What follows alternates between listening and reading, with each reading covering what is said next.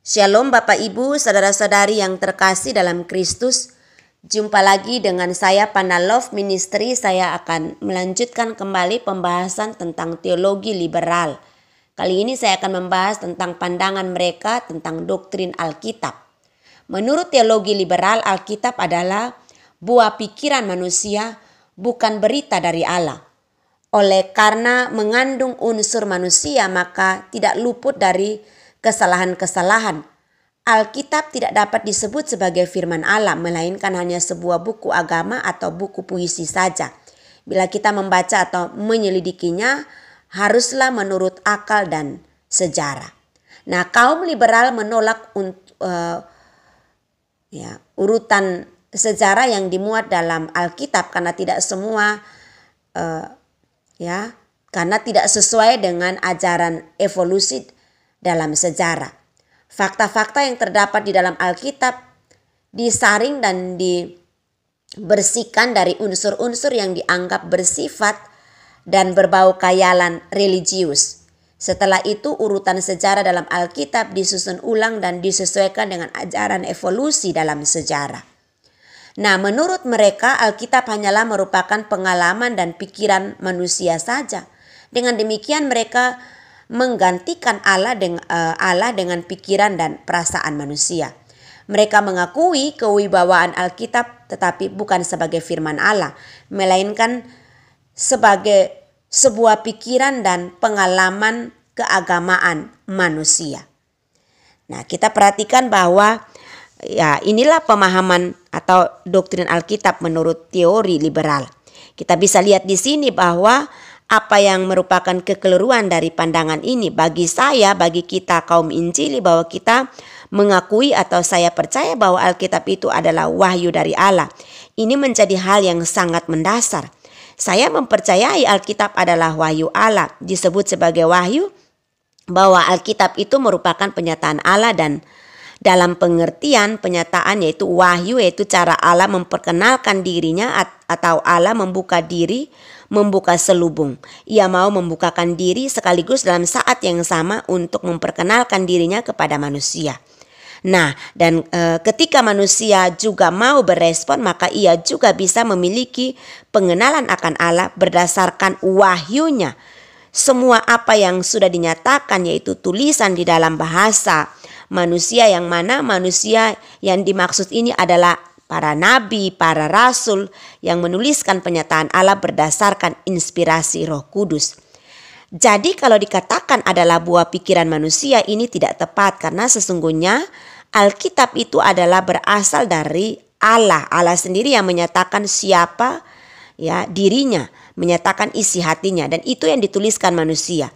Jadi Alkitab bukan buah pikiran manusia, tetapi Allah memakai manusia untuk menuliskan apa yang Allah nyatakan, yaitu pengilhaman dari Roh Kudus. Pengilhaman Alkitab bukan pengilhaman yang bersifat mekanik tapi pengilhaman yang bersifat organik. Artinya bukan pengilhaman yang sistemnya seperti passion. Allah memberikan semua kalimat-kalimatnya lalu para penulis menulisnya secara langsung, bukan metode dikte itu bukan juga pengilhaman dinamis bahwa manusia yang mendominasi di dalam penulisan, bahwa Allah itu hanya memberikan garis besarnya, kemudian semua pengembangannya, perluasan garis besar itu adalah buah pikiran manusia. Tulisan pengilhaman yang demikian bukan pengilhaman yang sifatnya dinamis juga tetapi yang dimaksud adalah pengilhaman organis, artinya Allah sendiri memakai manusia untuk menuliskan isi hatinya. Artinya Allah memakai manusia dengan karakteristiknya, bagaimana karakteristik Yeremia, bagaimana karakteristik Musa, Yohanes, Petrus, Rasul Paulus dan lain-lain. Itu dipakai oleh Allah di dalam kedaulatannya, dalam kekuasaannya Tuhan, Roh Kudus yang memberikan pencerahan ketika mereka menuliskan tiap firman yang berasal dari Roh Kudus. Jadi demikian otoritas Alkitab tidak didasarkan pada si penulis, tapi didasarkan kepada otoritas Allah yang adalah autornya atau pengarang utama dari Alkitab. Allah yang adalah sumber dari kebenaran Tuhan itu sendiri. Nah, jadi ini tentu sesuai dengan pemahaman Alkitab ya, yang saya tahu bahwa pemahaman Alkitab itu tidak didasarkan pada pengalaman atau penulis Alkitab, tetapi kepada pengilhaman Roh Kudus atau Allah itu sendiri. Nah, ini yang perlu kita pahami ya, bagaimana mereka teologi liberal itu memandang doktrin Alkitab, dan bagaimana kita mengkonter itu tentu ya berbeda lah. Lalu yang kedua, doktrin tentang Allah. Menurut mereka Allah adalah pangkal dari segala sesuatu dan merupakan kekuatan kekal. Allah tidak beroknum, tapi eksistensinya secara objektif berada di benak manusia. Segala sesuatu yang ada di dalam dunia ini pada hakikatnya bukan ciptaan Allah, melainkan memang sudah ada dan secara perlahan-lahan mencapai kemajuan atau evolusi. Nah, ini pemahaman mereka ya.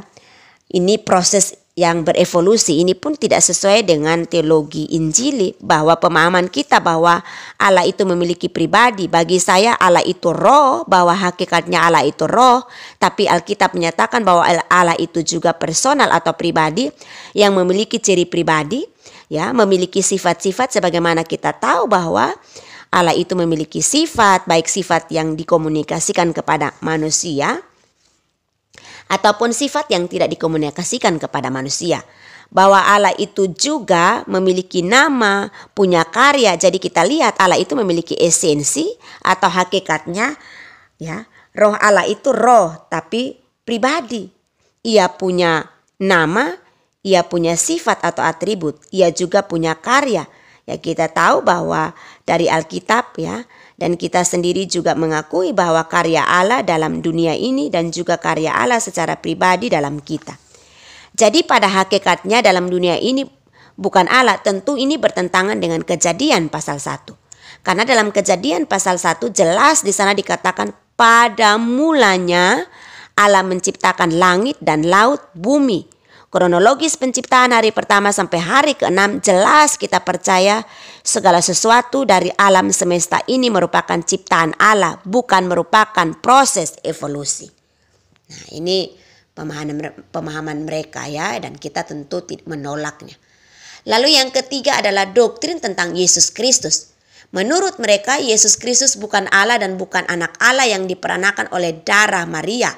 Kebenaran tentang firman menjadi manusia hanyalah sebuah ilham filsafat yang dalam kebenaran tentang tanda kutip ya dilahirkan oleh anak darah. Hanyalah cerita alegori saja. Waduh, ini luar biasa ya kekacauannya. Nah, penjelasan ini adalah sangat menyesatkan karena di dalam Alkitab jelas sekali kita melihat bahwa Yesus dikandung dari Roh Kudus dan dilahirkan oleh anak darah Maria. Ketika dikatakan Yesus dikandung dari Roh Kudus menunjukkan bukan hanya Yesus memiliki natur manusia saja, tetapi ia memiliki natur ilahi. Dengan demikian kita bisa katakan Yesus itu adalah Allah, tetapi Yesus itu juga adalah ya manusia ya.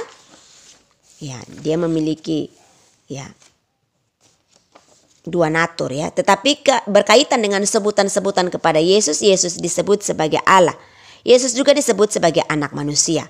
Ini jelas sekali. Jadi jika dikatakan kelahiran Yesus hanyalah alegoris, saya kira ini adalah pandangan yang sangat menyesatkan, tidak mengakui Alkitab sebagai firman Allah. Ya, karena mereka tidak mengakui Alkitab sebagai firman Allah, ya inilah menjadi salah semua karena doktrin Alkitabnya juga sudah salah.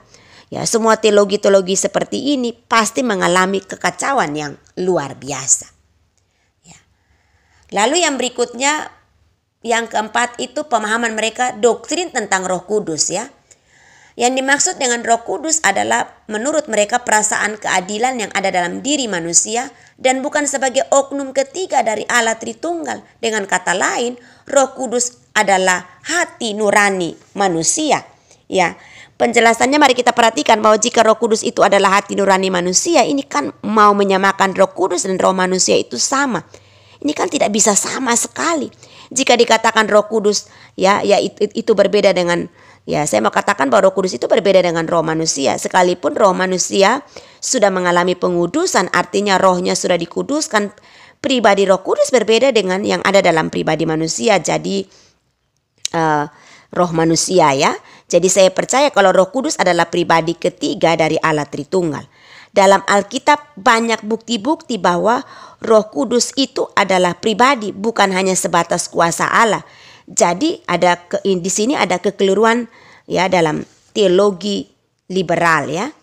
Nah, ini tentu luar biasa penyesatannya ya. Oke. Nah, kita lihat lagi doktrin ya tentang dosa ya, bagaimana mereka memahami tentang dosa ya. Menurut mereka manusia hanya merupakan sebagian dari proses evolusi tetapi tidak mempunyai kehendak bebas. Manusia tidak pernah berdosa, bahkan makin hari makin maju dan mencapai kesempurnaan ya. Jadi kesalahan yang dilakukan manusia hanya karena keadaan sosial. Jika keadaan sosial sudah diperbaiki, maka secara otomatis semuanya menjadi baik. Mereka sangat mementingkan gerakan untuk mengadakan perombakan-perombakan yang radikal di bidang sosial.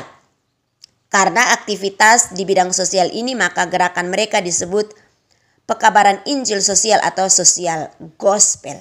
Menurut mereka, manusia harus giat berbuat amal. Amal itu akan mempengaruhi keselamatan manusia. Cerita tragis tentang Yesus disalib tidak dapat diterima karena cerita ini berasal dari pengaruh takyul abad pertengahan. Ya, Injil keselamatan dengan darah sudah ketinggalan zaman ya menurut mereka. Manusia tidak boleh egois, jangan mengira diri sendiri sudah diselamatkan, itu cukup ya, melainkan juga mementingkan keselamatan orang lain. Tuntutan Tuhan atas diri manusia yaitu berbuat amal dan menjadi berbuat baik ya. Ini ya menurut mereka ya. Jadi kalau dikatakan demikian maka tentu ini sudah salah, melenceng ya. Alkitab menjelaskan bahwa manusia jatuh ke dalam dosa. Oleh karena itu pemberontakannya kepada Allah karena manusia tidak mentaati firman Allah. Jadi berkaitan dengan dosa ini bukan hanya soal masalah sosial, tapi dosa itu masalah perbuatan. Bukan masalah tindakan tindakan saja. Kenyataan sesuatu yang kelihatan. Sesungguhnya dosa itu membuat manusia akhirnya kehilangan relasi dengan Allah.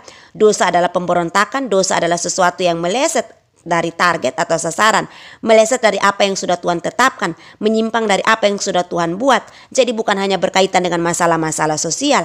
Jika itu hanya masalah perbuatan sosial, maka sesungguhnya itu hanya diselesaikan dengan perbuatan berbuat baik, berbuat amal. Tetapi dosa itu keberadaan manusia, dosa itu membuat keinginan manusia mengalami kecemaran, membuat keberadaan manusia itu mengalami ketidaksempurnaan total, membuat manusia itu terputus dari Allah, membuat manusia itu mati rohani. Keberadaan manusia itu secara rohani sudah mati. Ya, sudah mati rohani, karena itu ya tidak bisa diselesaikan dengan berbuat amal ya. Kira-kira seperti itu. Jadi di sini dikatakan bahwa sebenarnya untuk menyelesaikan dosa itu yang tadi saya sudah katakan, perbuatan pemberontakan manusia, maka penebusan harus dikerjakan oleh Allah sendiri, bahwa kedatangannya Yesus Kristus untuk menolong manusia yang sudah mati, yang sudah terpisah dari Allah, bisa dipulihkan dengan pengorbanan Yesus. Nah, hukum Taurat, pengorbanan korban binatang itu hanya sementara dan tidak sempurna. Sebagai korban yang sempurna dan kekal yang bisa menolong manusia untuk bebas dari status sebagai pendosa, maka melalui kedatangan Yesus Kristus, melalui kematian di atas kayu salib, orang-orang yang percaya Yesus mengalami satu pemulihan relasi dengan Allah, sekaligus mendapatkan status baru karena sudah menjadi ciptaan atau manusia baru yang sudah diperbarui, yang dulu mati secara rohani, sekarang memiliki kehidupan rohani yang baru dan sekarang statusnya diangkat menjadi anak-anak Allah. Karena dosa itu adalah sesuatu yang sangat serius. Nah, ini kira-kira yang bisa saya bagikan ya, pemahaman mereka dan kita menolaknya. Nah, ini yang dapat saya bagikan, kiranya menjadi berkat bagi kita ya. Tuhan memberkati, kita akan lanjutkan dalam video berikutnya. Shalom.